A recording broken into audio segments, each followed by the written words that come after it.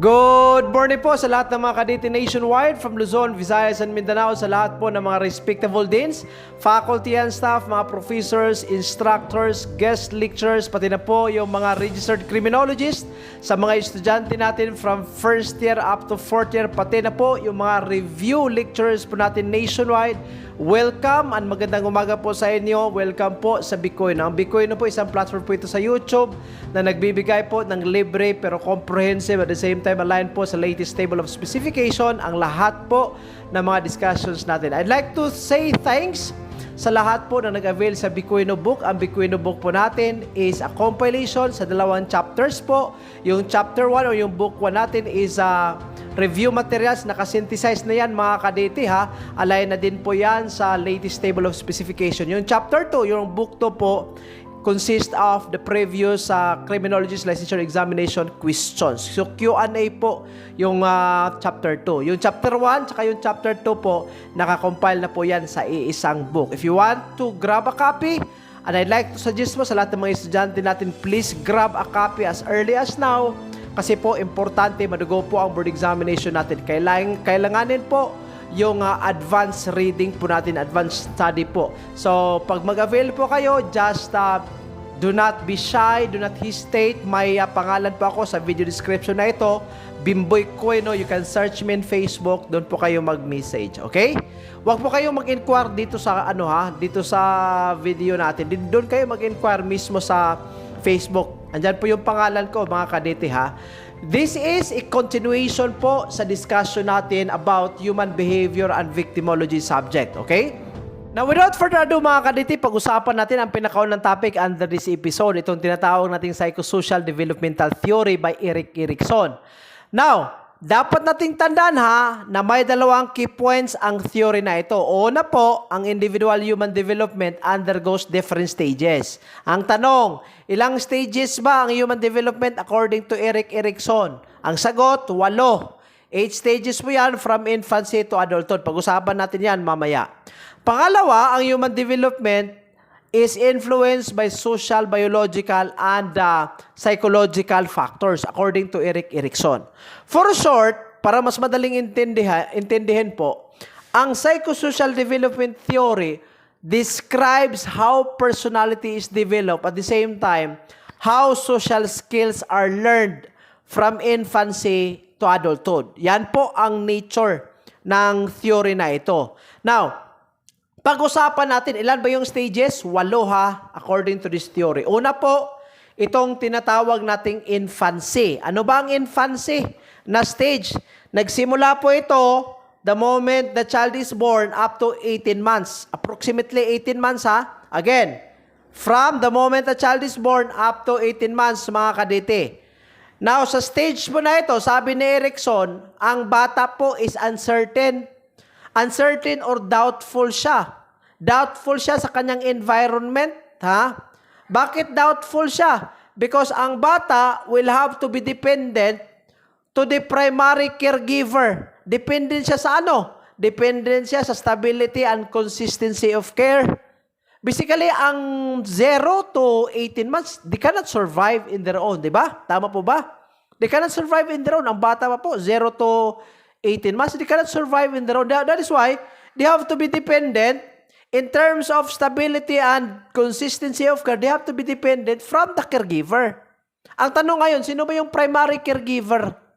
Ang primary caregiver would refer to somebody who will take care of the child. It could be the parents, the father or the mother, or probably, pag wala yung absent yung parents, probably the grandparents or maybe yung mayayaman, they left their child to a yaya, a nanny. Depende po ha. Now, dalawa po ang mangyayari dito mga kadete according to Erikson. Pag ang caregiver po, I'm referring to, again, the parents or it could be somebody who provided care to the child. Pag ang caregiver po is reliable, consistent and nurturing. Ha? For example, pag ang bata will cry, meaning they are crying is a way of communicating that the child is in discomfort. Pag hindi reliable, hindi consistent, at the same time, hindi nurturing daw yung caregiver, ang ma-develop po natin yung tinatawag nating mistrust. Okay? Mistrust and insecurity. Meaning, ang mistrust and insecurity, to make it very understandable, para mas madali po, ibig sabihin, ang bata will be doubtful. Doubtful siya, apprehensive siya on other persons. Meaning, pag mistrust, wala kang tiwala sa ibang tao. Yun po ang ibig sabihin dyan. Pero, on the other side, at the good side naman, pag ang caregiver is reliable, consistent, nurturing, ang bata po will develop the sense of trust. So basically, pag na-develop daw yung sense of trust, ang bata po will have this faith or belief na ang world po, ang mundo po is safe and that people are dependable and affectionate. For short, may tiwala. So pag may impending threat, pag may potential threat, ang bata po will feel that there is somebody who will provide assistance or help. Yun po. So, pag mistrust, apprehensive ka. Wala kang tiwala sa ibang tao. Apprehensive ka sa mundo. Hindi ka nagtitiwala agad. Pero pag reliable, consistent, nurturing po ang stage po natin, ang stage po na ito, ang bata will develop yung personality na trust. For short, ganito pag success po or successful po ang stage, first stage po natin, the stage or the successful stage could lead to what we call as the virtue of hope. So, ano po ba ang ma-develop dito again? Itong tinatawag nating trust. Pag may trust po, ma-develop po yung tinatawag nating virtue of hope. The infant can have hope that as new crises arise, there is real possibility that other people will be there as a source of support. So again, ano po ba ang pwedeng mangyayari pag reliable or consistent yung infancy stage, ma-develop po or ma-nurture yung bata into the sense of trust. Pag may sense of trust po, that could lead to the virtue of hope. Pag may virtue of hope po, ang bata po will be confident na pag he or she is facing an impending threat, he is looking forward na may mga tao, may tiwala siya na may mga tao talagang pupunta sa kanya to provide assistance or support. Yun po. Pero again, pag failure po sa first stage, ano mangyayari? May mistrust. Pag may mistrust, it could lead to the development of fear. Pag may development of fear, ang bata po will experience what we call as anxiety or worrying, heightened insecurities, and an overfeeling mistrust in the world around them. So parang wala kang tiwala sa ibang tao. Wala kang tiwala sa iba. When you are facing an impending danger, you are thinking na talagang sinusolo mo lang yan. Talagang walang taong tutulong sa'yo. So, yun po, ang mangyari under the first stage. Now, ang pangalawang stage po, ito yung tinatawag nating early childhood. Sa mga kadete natin dyan, na may mga bata, yung maagang nag-settle down. Pag may mga bata kayo, 18 months to 3 years, nasa early childhood yan. You can actually apply the principles of this theory in real practice. Now, sa stage po na ito, 18 to 3 years mga kadete, nakafocus po siya sa dalawa. Una, personal control po over physical skills. Remember, na sa stage na ito, as you can observe, ang bata po can verbally communicate na. Okay, they can communicate. Sa 18 months, they can actually communicate verbally na, but only small terms, small words that they can utter. Pero, basically, they can communicate at this stage. Now, dalawa po una, personal control over their physical skills. Pangalawa po, yung sense of independence. Okay? Now, ganito importante po ang encouragement and support in this stage. 18 to 3 years. Kasi pag walang suporta, walang encouragement, di ba, magdodrawing yung bata. Pag magdodrawing yung bata, kinikriticize mo. Basically, It's not encouragement. It's not support. And remember, I have a baby right now. In this stage, actually, they love to, they love to hold a pen or a crayon. Tapos, they will draw on the wall or they will draw on the paper. Ang problema nito, pag they are making a drawing on the wall. So, the right approach could actually lead to a positive personality. But a negative approach could also lead to a negative personality. Okay? So, pag supportive yung caregiver, pag may encouragement, nagdo-drawing siya, even if the drawing is very ugly, and you say, hey, it looks very beautiful. So, saan nagsusuporta ka, nag-i-encourage ka, I tell you, ang ma-develop po is autonomy. Yun po ang sabi ni Erik Erikson. So, ano ba ibig sabihin ng autonomy? So, ang bata po will become confident and secure in their ability to survive. At the same time, they will feel comfortable making decisions. They will explore their surroundings more freely and have a sense of control. Pero kahit anong kunting mistake lang, pinagalitan mo agad, you raise the tone of your voice against the child. I tell you, it's not encouragement. Okay? So, dapat ito encouragement para po ang bata will feel comfortable sa paggawa ng mga decisions. At the same time, they have independence in exploring their environment. At the same time, parang ma-feel nila talagang may sense of control sila. Okay? Achieving this autonomy helps them feel able and capable of leading their lives. Pero, pag ang bata again, negative yung approach natin, walang encouragement, nagdo-drawing and we criticize the drawing, nagdo-drawing sa wall, pinagalitan natin in a very negative way. Ano ang mayayari dyan? Shame and doubt. Remember, may kasabihan tayo mga kaditya, for those persons who are still single, once nagkabata na kayo, I tell you, discipline can tame a fox, but it will never make him better. Yan po ang tandaan natin. Too much discipline, mga kaditya, is bad. Okay? So, pag ang bata, under this stage, is overly controlled or overly criticized, ano ang mangyayari? They will feel ashamed of their autonomy and doubt their abilities. So, pag walang confidence sa ability, ano ang mangyayari dyan? Ang bata will have lack of confidence.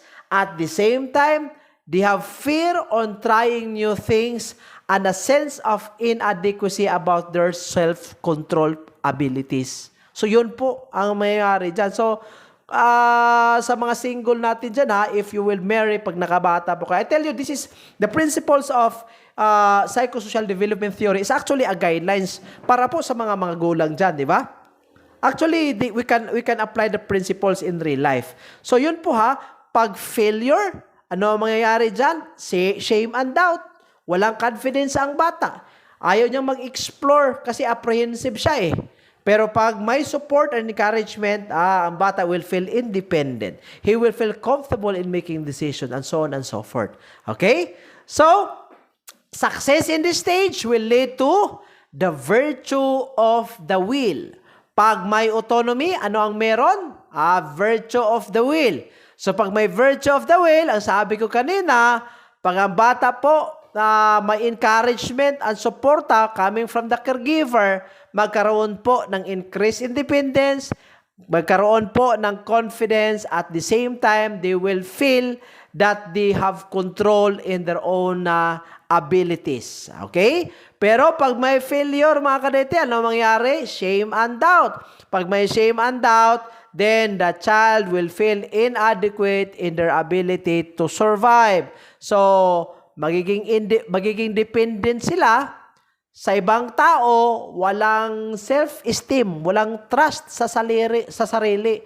At the same time, feeling the shame or doubt in their abilities. Kaya ang bata, nagnanervo siya kasi walang confidence. Kulang Alright? Ang pangatlong stage naman, itong tinatawag nating play age or preschool. Ang keyword natin dito mga kadete, initiative. Sino ba ang gagawa ng initiative? Yung bata, di ba? Kanina, yung sa early childhood, ang bata po, pag may support and encouragement, will have the so-called autonomy, yung confidence and independence about his abilities. Pag walang support or encouragement, ang mangyayari dyan, walang confidence. Okay? Yun po ang stage 2. Dito, sa play age or preschool, ang bata po will start to make initiatives. Di ba? Dito, gagawa yung bata ng sarili niyang toy. Di ba? He will build a dummy house. Di ba? Magka-camping siya, magluluto-luto siya. So, basically, sa stage na ito, a child will do certain initiatives. The support and encouragement of the caregiver play an important role in the development of personality, of initiative and guilt under this stage. Now, ganito po.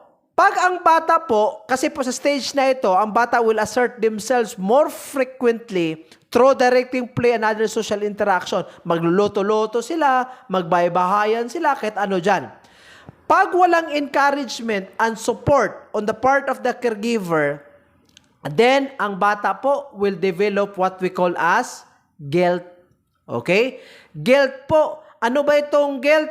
If caregivers discourage the pursuit of independent activities or dismiss or criticize their efforts, ang bata will feel guilty about their desires and initiatives.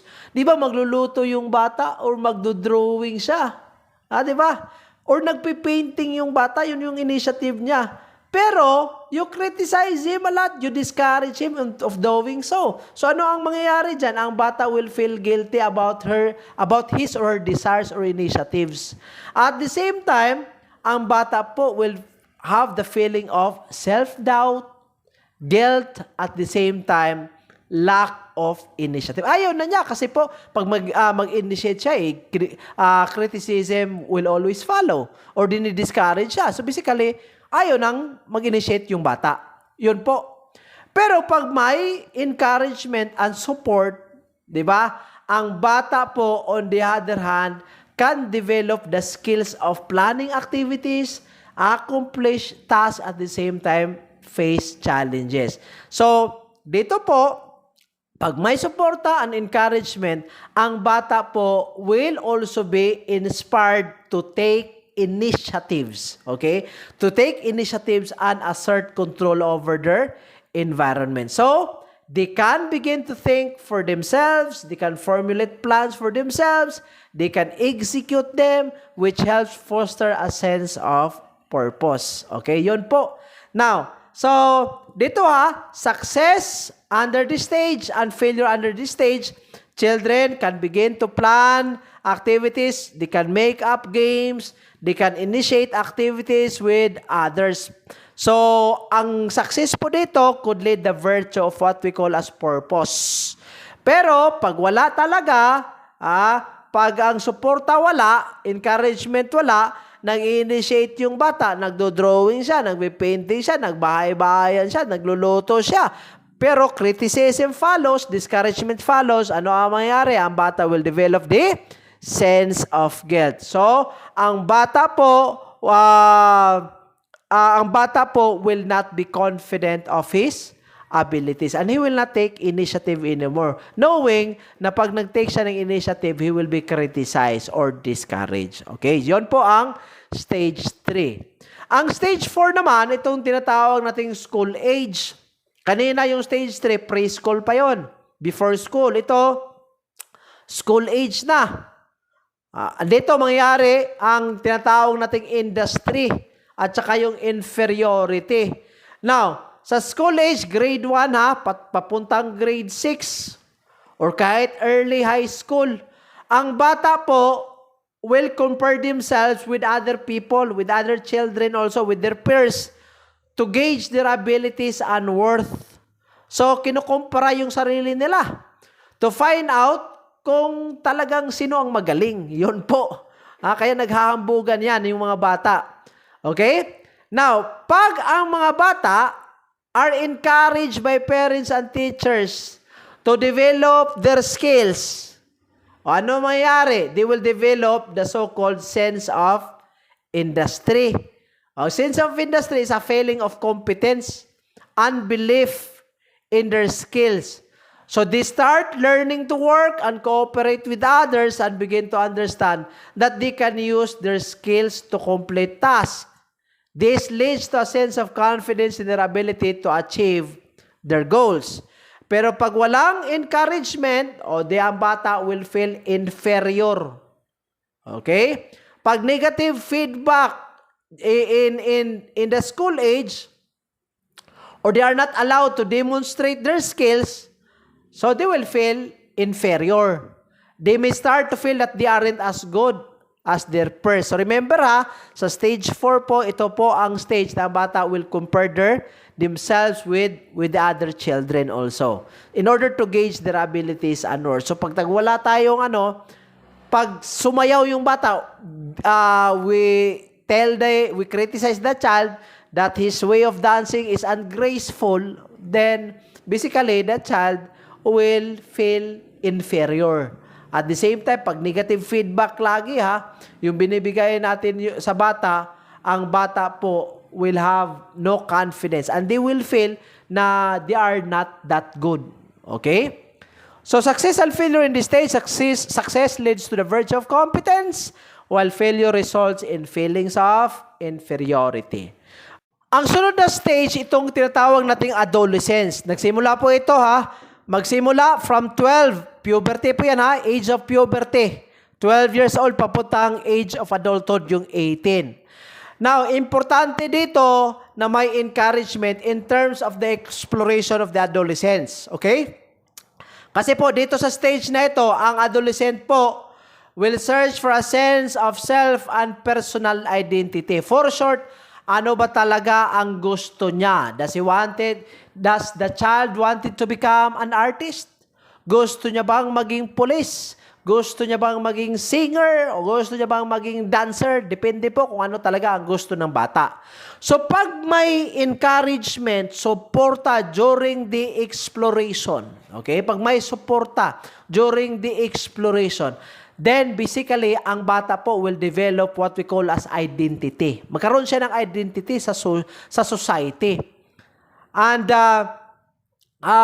magkaroon siya ng strong sense of self and feeling of independence and control. According to Erikson, this process involves exploring their interests, values, and goals which helps them form their own unique identity. So dito basically, ang bata po will try to choose what he really wanted to become in the future. Di ba may mga tao tayo, they're very confused ano bang gusto nila in the future. Gusto ko bang maging nurse? Or gusto ko bang maging education? Gusto ko bang maging teacher or police? That is why ang encouragement dito at suporta is very important. The moment a child will graduate from high school, magtatanong yung bata, what do I want to become in the future? Will my parents support me if I become a police officer? Pag sabi ng bata, pag magtanong siya sa kanyang magulang, pag gusto niya maging police, pero ang magulang is restricting him to become a criminology student kasi gusto ng mga magulang, teacher lang, that could create complications. So pag may restriction, walang encouragement, ano mangyayari? Magkaroon ng role confusion. Okay? So according to Erikson, if adolescents are restricted and not given the space to explore or find the process too overwhelming or distressing, they may experience role confusion. This could mean being unsure about one's place in the world, values, and future direction. Ano ba talaga ang gusto mo paglaki mo? Yun po ang mangyari, magkaroon tayo ng role confusion. Or in other explanation, part din po sa adolescence, dito mangyari kung ano ba talaga. Pure-blooded male ka ba? Gusto mo ba ng babae because you are a male person? Or gusto mo din yung kapwa lalaki mo? O dito mangyayari yan. Identity crisis. Now, according to Erikson, sa adolescent stage po, ang mga adolescents will feel uncomfortable sa kanilang katawan until they will become adaptive. They will adapt and grow into the changes. Kasi nga, 12 to 18 eh. So magkaroon na yan ng pubic hair. There will be menstruation on the part of the female. Okay? So success in this stage could lead to what we call as virtue of fidelity. Okay? Anong sabi ko kanina? Magkaroon siya ng identity. Ang identity could lead to fidelity.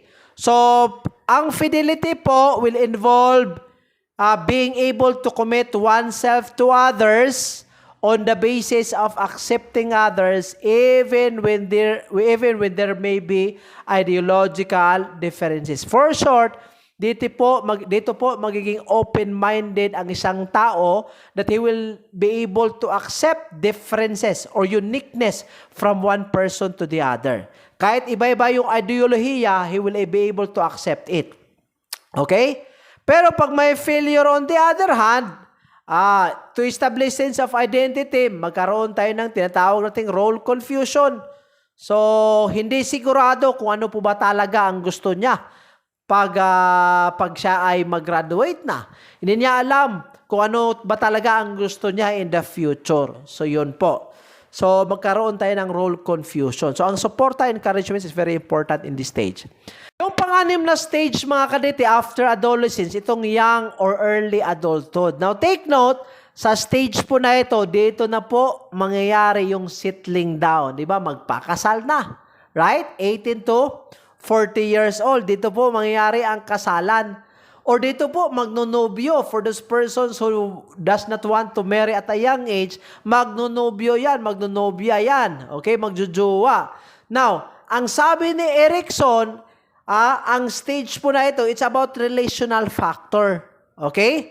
So, pag ang tao could successfully navigate in this stage, ang resulta, magkaroon siya ng intimate relationship with other person. When say intimate, yung close relationship mo, yung close commitment mo sa relationship mo with other individuals, yung value mo sa relationship with other persons. It does not only involve yung loved ones, pati na po yung mga friends, extended family, lahat po ng mga tao na nakapaligid po sa inyo. Yun po, intimacy. Pero po ang isang tao, hindi siya successful in navigating under this stage, there will always be a failure in forming close relationship with other persons. So ano ang mangyayari dyan? Ang tao will feel isolated. Magkaroon siya ng tinatawag nating isolation. So, ang isolation po, ito po yung inability to form meaningful, intimate relationship with others. So, pag may isolation, ang isang tao, kasi walang close relationship ang isang tao will become lonely, alienation, parang nag-iisa ka lang, at the same time, exclusion, yung parang hindi ka kasali sa grupo. So, yun po ang maresulta. Success and failure in stage 6, success leads to a strong relationship, while failure results in loneliness and isolation. Alright? Now, second to the last, itong middle adulthood or middle age. Dito 40. 40 to 65 years old. Okay? Now, sa stage po na ito, it's more on building lives. Primarily through your occupation, your work, or your careers. Pag aaruga sa pamilya and your contribution mo sa society. So, dito, pag ang isang tao will feel that he is making valuable contribution to the society, probably, for example, nakapag-contribute kay in terms of your work as a police officer, or probably your work as an academician. Depende po kung ano yung contribution mo. Or simply on raising your children to be ideally good, ideally law-abiding citizen of the community. Pag magkaroon ka po sa mga ganyan na mga successes under this stage, ang tao po will feel what we call as generativity. Okay? Generativity refers to, it involves concern for others and a desire to contribute to future generations. So parang hindi ka lang gumagawa para sa sarili mo, hindi ka nag-i-exist para lang sa sarili mo, but you exist because you feel that you have a role to to take in giving or in adding contribution for the betterment of the society. Pero, pag ang tao po is not successful under this stage, magkaroon siya ng tinatawag nating stagnation. Okay? So, sa stagnation po, ang tao po will feel unproductive, uninvolved, leading to self-absorption, lack of growth, and the feeling of emptiness, na parang mayroong kulang. So, yun po ang posibleng mangyayari pag unsuccessful po yung tao under stage 7. Now, ang pinaka-last na stage, itong tinatawag nating maturity or old age. Kanina sir, sabi mo, age of maturity, 18 eh. Tama po yan, 18 years old po. So sa stages po sa psychosocial developmental theory, ang maturity or old age po, nagsimula po ito, 65, up to the death of the person. Kung sa bus pa yan, parang last trip ka na. Last trip na. It is during this time that we contemplate our accomplishments and can develop integrity if we see ourselves as leading a successful life. For short, sa stage po na ito, it's more on contemplating our contribution. Ibig sabihin, nagko-contemplate tayo. Nag-i-evaluate tayo kung ano bang nangyayari sa buhay natin. Nakakontribute ba tayo or hindi? Okay? Nagre-reminisce tayo kung ano ang buhay po natin in the past. Okay? So, dalawa ang mangyayari dito. Una, ego integrity. So, if you feel that you lived a fulfilling and meaningful life, then magkaroon tayo ng ego integrity. So, sa ego integrity, andyan yung sense of acceptance, the ability to find coherence and purpose in their experiences, and a sense of wisdom and fulfillment. Pero pang isang tao would feel na he was not able to live a meaningful, fulfilling life, then basically, ang resulta dyan, itong tinatawag nating desperado. Despair po. Ang despair po is a matter of being regretful on your decisions in the past. Yan po. Success and failure in this stage. Success in this stage will lead to the virtue of wisdom. Wisdom enables a person to look back on their life with a sense of closure and completeness and also accept death without fear. However, individuals who reflect on their lives and regret not achieving their goals will experience bitterness and despair. Okay? So yun po ang mga stages under psychosocial developmental theory by Erik Erikson. Sum up mga kadete, andito po, nilagay ko na po yung summary natin sa mga 8 stages. Unang stage natin, again, 0 to 18 months, nakalagay dyan, 0 to 1 year. Pero yung exact is 0 to 18 months. 0 to 18 months, ano ba yung mga basic conflict natin? Trust and mistrust. So sabi ko kanina, pag ang caregiver is nurturing, reliable and consistent po sa pagbigay ng stability and care on that child, then ang ma-develop po is trust. Pag wala naman, mistrust. Ang virtue natin dito is tinatawag nating hope. Alright? Next stage natin, 18 months to 3 years. Basic conflict natin, autonomy versus shame or doubt. Dito yung bata could develop self-control or personal control about their physical abilities. Pag walang suporta, magkaroon sila ng shame or doubt about their abilities. Pero pag may suporta, they will develop autonomy. Ang virtue po natin dito is what we call as will. Next is 3 to 6 years. Ito yung tinatawag nating play age or preschool stage. Basic conflict natin, initiative or guilt. Ang virtue natin is purpose. Dito po, ang mga bata gagawa ng mga initiatives. Diba? Let's say, magluluto sila, maglo-drawing sila, magpipainting. Pag walang suporta, anong mangyari? There will be, they will feel guilt or they will not pursue their initiatives knowing that they will be criticized or restricted. Pero pag may suporta, of course, they will feel that they can make initiatives, they can make plans, and they can execute it. On the other hand, the fourth stage is school age from 7 to 11 years. Kanina, I did not mention about the years up, pero pakilagay na lang sa mga notations nyo. Industry versus inferiority. Dito yung bata magko-compare yung kakayahan nila based on the based on the competence of other individuals. Okay? So pag may suporta, they will develop what we call as industry. Self-confidence in their abilities. But if in case walang suporta, magkaroon sila ng inferiority. Sa adolescent stage naman, from 12 to 18, dito yung tinatawag natin identity versus confusion. Ang virtue natin dito is fidelity. So, dito mangyayari yung identity crisis. Dito din po yung pag-determine natin kung ano yung role natin sa society. Next, early adulthood from 18. That's 18 to 30 years old. That's 18 to 30 years old. Intimacy versus isolation. Ito po yung pag-establish ng relationship. Sa middle age naman, 30 to 64 years. 65 years rather. That's 65. 30 to 65 years, generativity versus stagnation. It's about our contribution to the society and our contribution to our family also. Ang virtue natin dito is care. Old age naman, 65 to death. Integrity versus despair. Ang virtue natin dito is wisdom, assess and make sense of life and meaning of contribution. So yun po ang psychosocial developmental theory by Erik Erikson. I hope I was able to provide you with the necessary understanding. The next one is yung tinatawag natin cognitive development theory. Another theory po by Jean Piaget. I don't know if that's the correct pronunciation of the name. This suggests that intelligence changes as children will grow or as children grow. So, totoo naman po, the moment a child will grow, mag-iiba yung intelligence niya. Alright? Ito mga kadete, lumabas din po ito sa board examination.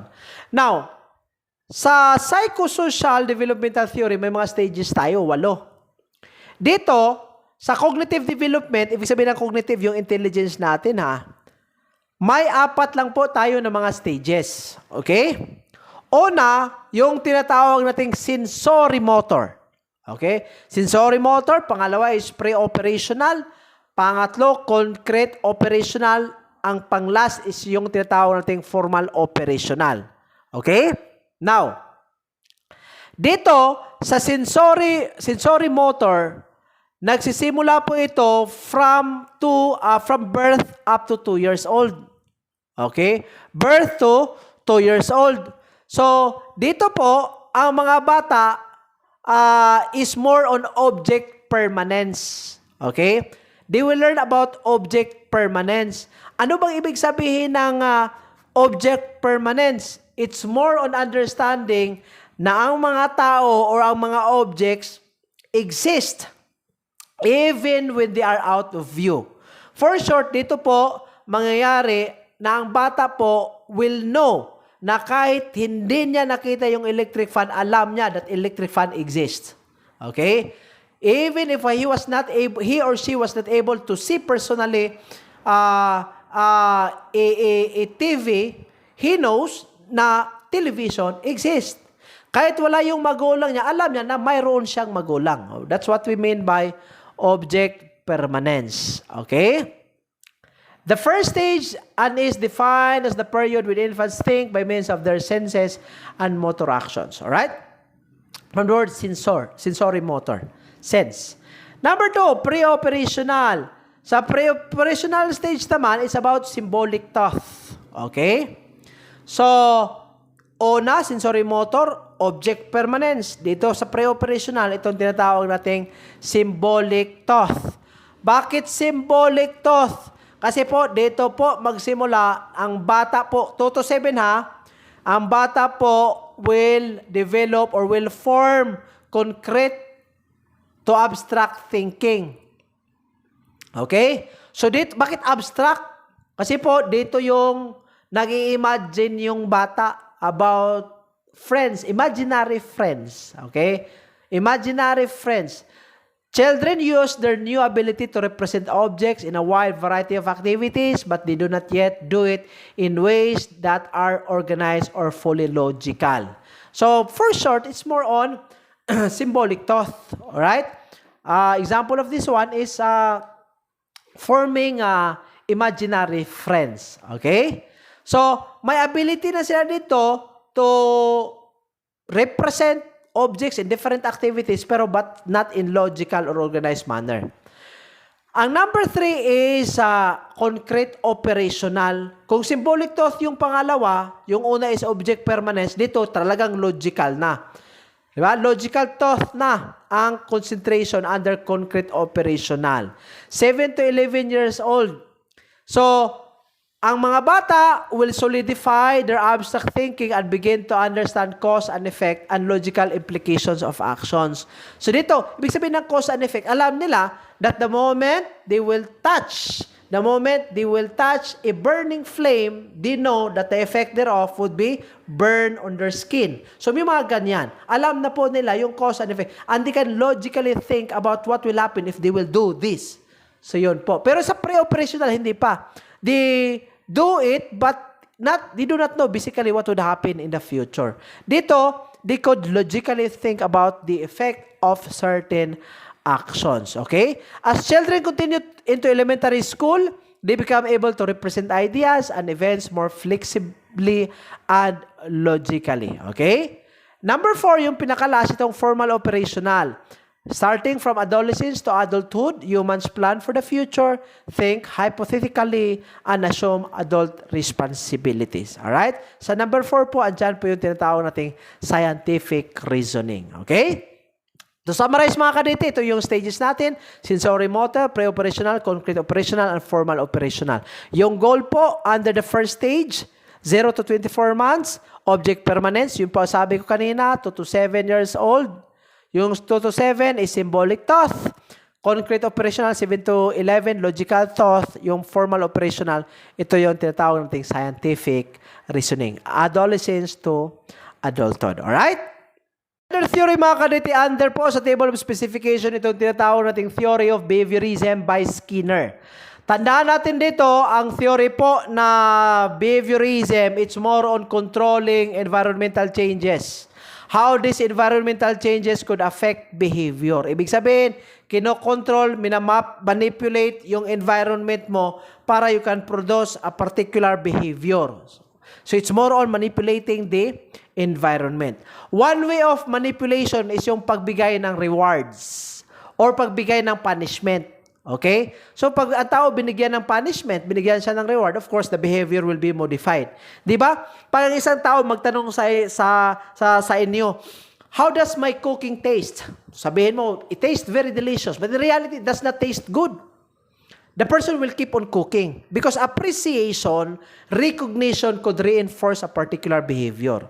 Now, if a behavior is reinforced, I tell you, the behavior will be repeated. That is also the principle of the theory of behaviorism according to Skinner. Pag ang tao, panay appreciation mo ang binigay, nire-recognize mo ang isang tao, I tell you, yung recognition na yan, yung appreciation na yan, could lead to repetition of the behavior. Pero pag may punishment, hindi siya na-reinforce, of course, the behavior will die out or it will be extinguished.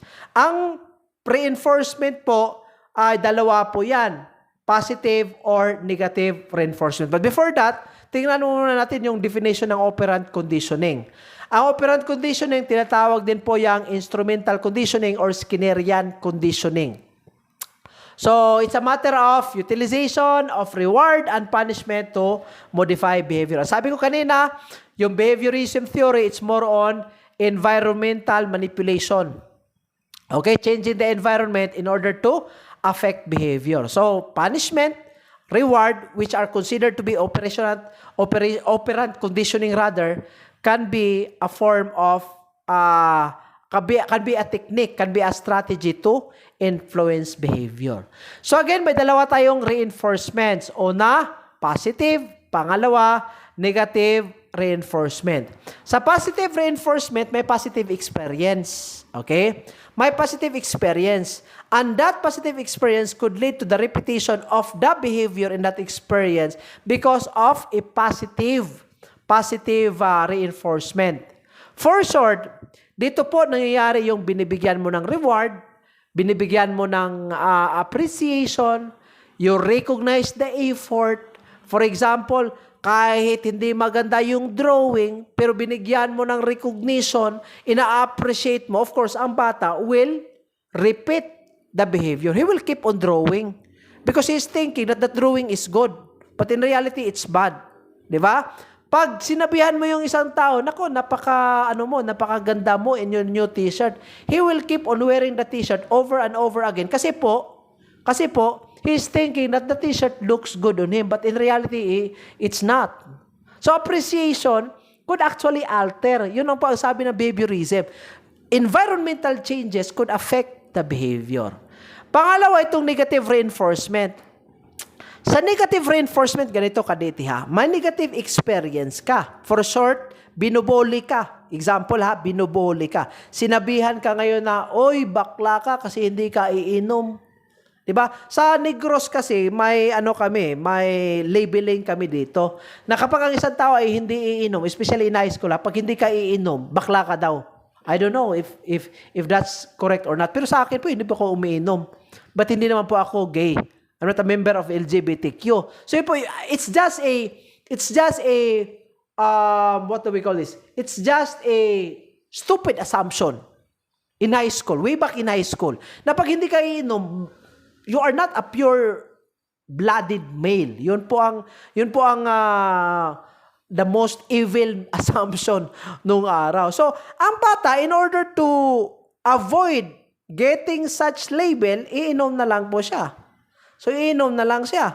So, basically, yung is what we call as a negative reinforcement.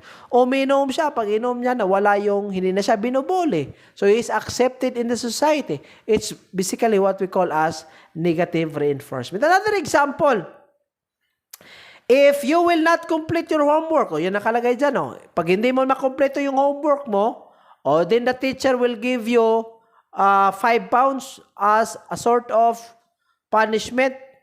So, in order to avoid the punishment, para hindi ka magbayad ng 5 pounds, ka na lang, you will do your homework. So, yung penalty is a negative reinforcement. Okay? So, yun po ang dalawang reinforcements po natin. Now, according to Skinner, ang punishment po is an opposite of reinforcement because it is designed to weaken or to eliminate a response rather than increase. It is an aversive event that decreases the behavior that it follows. So, nabuo po ang theory of behaviorism because of the experiment of B.F. Skinner. Tinatawag niya ito. Nagkaroon siya ng tinatawag nating Skinner box. Sa Skinner box, may mga animals po doon. It could be a pigeon or rat, mouse, wherein the mouse or the rat will be rewarded if they do something that is good. Okay, like for example, for the rats, liver pressing. For the pigeons, it's on key picking. So, pag ginawa nila, binibigyan sila ng pagkain. So, it's a matter of rewarding and punishing these animals if they do not perform these required behaviors. Okay, so yan po ang ginawa ni Skinner sa kanyang experiment. Now, si Skinner identified 3 types of responses or operant that can follow behavior. Tatlo ito mga kadete. Una, neutral operants, responses from the environment that hindi po siya nag-increase, hindi din po siya nag-decrease ng probability of a behavior being repeated. Reinforcers, responses from the environment that increases probability of the behavior. Again, ang reinforcers or reinforcement, ito po yung opposite sa punishment. So, ang reinforcement meaning it allows the behavior to be repeated. Pero itong punishment, ito po yung nag-decrease or nag-weaken sa behavior. Yan po ang tatlong types of responses or operant. Okay? Now, sunod po, to understand more on this theory, inilagay ko po itong framework, the theoretical framework of the behaviorism theory by Skinner. So makikita nyo po sa taas, yung operant conditioning. Again, yung operant conditioning, ano bang sabi ko kanina? Ito po yung method of learning Method of learning the behavior by means of reinforcement or punishment. So, ang reinforcement po natin, unahin natin yung reinforcement ha. It could be a negative or positive reinforcement. Pag positive, it's more on adding positive stimulus. For example, ano yung example of positive stimulus? Giving of reward, giving of appreciation, giving of recognition, so on and so forth.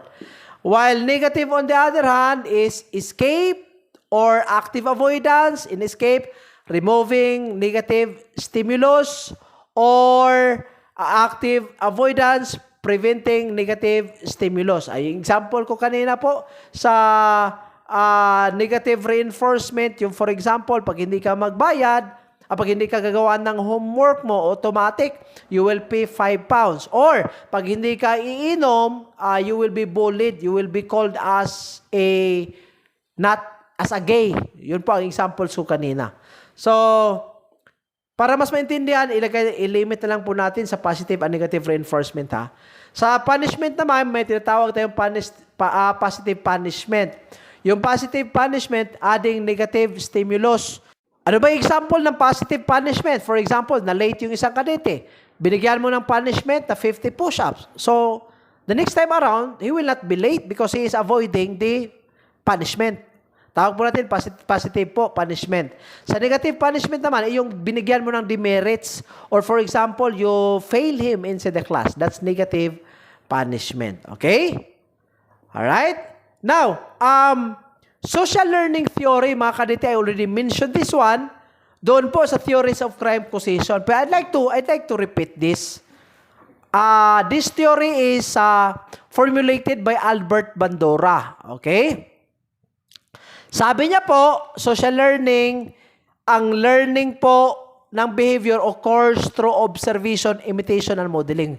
Iba po ang differential association theory ha, by Edwin Sutherland. Ang kay Edwin Sutherland, differential association, behavior is learned as to how we associate ourselves with the groups of the society. Grupo-grupo. Pero dito, it's more on not joining the group, not associating the group, but it's more on observing, imitating, or modeling. Okay?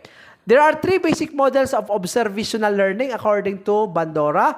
Una po, yung live model, which involves an actual individual demonstrating or acting out a behavior.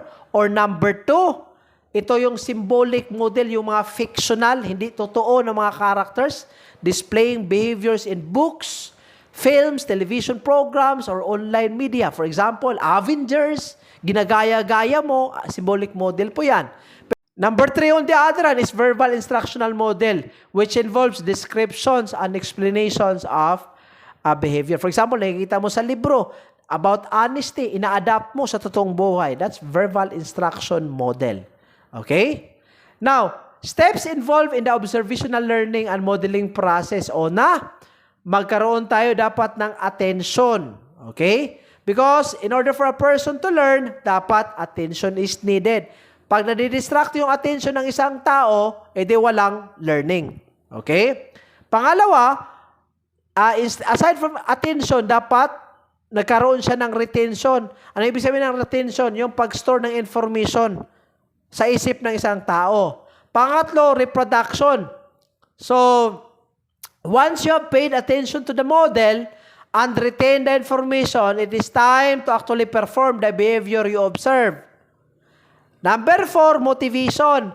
Finally, in order for observational learning to be successful, you have to be motivated to imitate the behavior that has been modeled.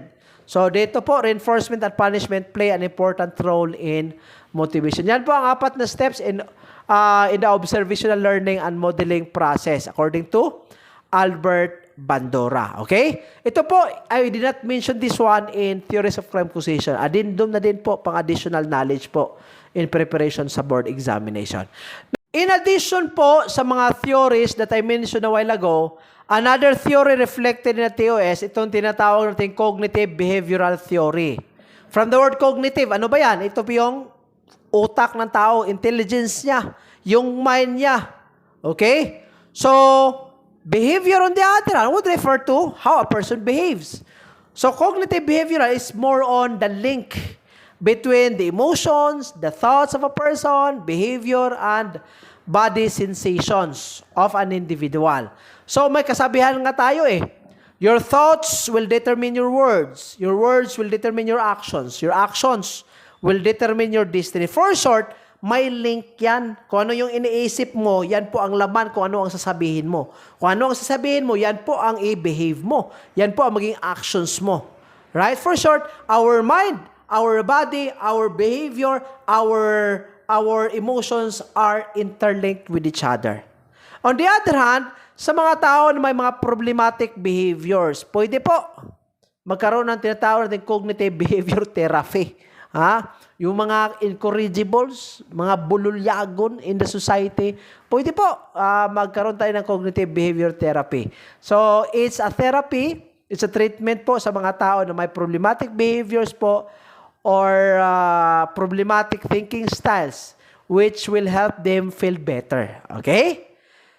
Lastly, may tinatawag tayong humanistic theory or humanistic psychology. Another theory. Okay? So, dito, it's more on growth and self-actualization.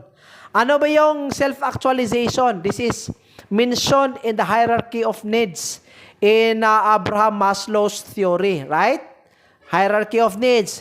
And self-actualization represents the realization of the individual's self-fulfillment. Siya po ay tinatawag natin the apex or pinnacle of the hierarchy of needs, signifying the moment when a person achieves their fullest potential and becomes everything they are capable of being. For sure, ito yung pinakamataas. Ito yung you feel you are satisfied, you feel that you can do this, you feel that you are comfortable with your abilities, magawa mo na lahat kasi alam mo kung ano po ang pamaraan sa paggawa ng isang bagay. Basically, you are fulfilled. When a person is fulfilled, which is the apex or the pinnacle of the hierarchy of needs, meaning nagkaroon siya ng self-actualization. Okay? And it contrasts with other approaches by prioritizing personal experience, self-determination, and the inherent goodness of individuals, focusing less on dysfunction and more on the pursuit of holistic well-being. Okay? So, ang humanistic theory or humanistic psychology, nagsisenter po siya on growth and self-actualization. Okay? So, dito, may key characteristics po sa self-actualized individual. Una, nakaroon ka ng self-actualization pag may tinatawag kang autonomy. Meaning, independent ka in your thought and action. Sunod, realism. Accurate perception of the world, themselves, and other individuals. Acceptance. You accept yourself and others as they are without pretense, without pretension. Diba? May ibang tao kasi yan, na-accept nga pero pretending to accept other people. Problem solving, they focus on problems outside themselves and are concerned with basic issues and eternal questions involving the larger world. Spontaneity and simplicity, they are straightforward, natural, and unconstrained in their interactions. I don't have to discuss this, they are very self-explanatory. Continued freshness of appreciation, they continue to appreciate the simple pleasures of life with awe and wonder. Ito yung mga tao, mga mahilig mag-appreciate kahit kukunting bagay lang. Diba? Peak experiences. They often experience intensely positive moments of happiness and fulfillment known as peak experiences. Yun po ang mga characteristics of a person that is self-actualized. Alright? Now, hindi po ito kasali sa TOS. I have to be honest with you. Pero, we have to understand also that there are some questions in the board examination that are not actually aligned with the TOS. Hindi po lahat. So, who knows? May mga questions na lalabas sa topic na ito. But again, mga kadete, hindi po ito kasali. But I'd like to bring this up because there might be a possibility na lalabas ito sa board examination. Okay? Kanina, I mentioned about human development by Erik Erikson. Diba? Yung psychosocial developmental theory. Wherein, the development of a person, his personality will undergo 8 stages. Pero may tinatawag rin po tayong general stages of human development. Ito yung general. Dalawa yan. Prenatal, yung nasa loob pa yung bata. Postnatal, yung nasa labas na yung bata. Okay? Now, sa specific stages of human development, prenatal period o na tayo ha. Prenatal, ibig sabihin, when the sperm or spermatozoa unites with the egg cell. I don't have to discuss this further. When does life starts? Life starts during conception. When does conception starts? Yung sperm, yung bulate na nagmula sa lalaki, makipag-mate siya ngayon sa egg ng babae. Conception happens. Alright? Stages of prenatal period, the period of the zygote, from fertilization to 2 weeks, embryo 2 weeks to 2 months, 2 lunar months, then fetus end of 2 months till birth. Okay? Sunod, after prenatal, pag ipinanganak na yung bata, anong pangalawang stage? Infancy. From birth to 2 weeks. Ito yung pinaka-hazardous. Hazardous stage, hazardous period kasi yung bata dito is very vulnerable. Okay? Babyhood, yung pangatlong stage. From 2 weeks to 2 years. Expected na po ang bata na siya po ay lalakad na, he will take solid foods and then gain partial control over elimination. At the same time, this is the period marking the beginning of socialization and creativity, 0 to 2 years. After 2 years, 2 to 6 years, early childhood na. Dito ang bata po will learn skills. Okay? Dito din po, magsisimula ang bata will communicate verbally. And they will play. Maglalaro na yung bata. At the same time, dito na makikita mo kung ano ba ang klaseng tao, klaseng bata ang nire-raise mo. Kasi po, andyan po makikita mo yung personality niya. The personality will start to show in that stage. Sa 2 years, dyan mo na makikita ng batang ito is quick to anger. Okay? Late childhood, from 6 years to 10 or 12. Ito po yung tinatawag natin troublesome stage, Bakit po troublesome stage? Kasi tinatawag itong gang age. Dito na yung bata will begin to form barkadas or pair groups. Dito na din po ang bata will try to gain independence coming from the parents. Kaya nga po napakasutil sa age po na ito. Alright? Next, after the late childhood, adolescence na. Puberty pa. Puberty to pre-adolescence from 12 to 14 years. So, it is a short overlapping periods. May 3 stages po sa puberty. Una, prepubescent. Prepubescent stage. Dito yung sexual maturation, primary sexual characteristics, and terminates at the first appearance of the pubic hair. During this stage, reproduction is virtually impossible. Hindi pa. Pero may tumutubo na pubic hair. Yung voice ng lalaki, it's going to be broken. Dito na po magsimula. Pangalawa, pubescent stage, the growth spurt begins to accelerate. Male experience the first emission of semen, usually in the form of wet dreams. Lalabasan na yung lalaki. Magdi-dreaming siya. And menarche occurs in the females. Then, post-pubescent stage is characterized by the deceleration of growth spurt, completion of both primary and sexual characteristics, and fertility po is already possible. Ibig sabihin ng fertility, pwede na pong ma-pregnant yung babae. Magme-menstrual na po yung babae. Alright? Then the other one is adolescence. From 13 or 14 to 18 years of age. Adolescence means to grow to maturity. So, this is considered to be the threshold to adulthood. Dito na po yung mga rapid physical changes, magkaroon ng biceps sa mga lalaki, mga babae will continue with their menstruation, so on and so forth. Next, after adolescence, we have early adulthood from 18 to 40. Tinatawag itong productive age. Okay? So, bakit po productive age po ito? Kasi dito po magtatrabaho yung tao. Okay? He will engage in different employment, jobs, or probably on different occupations or careers. Next, middle age, 40 to 60. This is known as the stage of stress and transition. Others may feel bored with their lives at around this age, may feel awkward or inadequate when comparing themselves with others, evaluating their lives against them. Okay? Ang pinakalas, itong tinatawag nating old age or senescence. From 60 years old to death.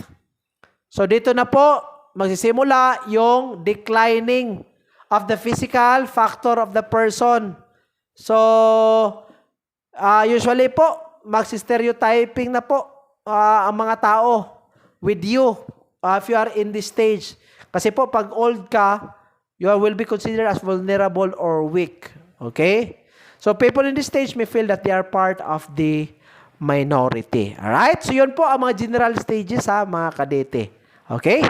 So that we can have time to breathe at the same time relax, I'd like to stop muna in this slide mga kalite. Ilagay po natin yung continuation sa third and fourth episode. Gawin po natin 4 na lang pong episodes para at least po we can be very comprehensive in our discussions. Maraming salamat po for advocating the Bitcoin platform. At the same time, salamat din po sa pag-avail sa Bitcoin book. Maraming salamat. God bless everyone and stay safe po tayo lagi.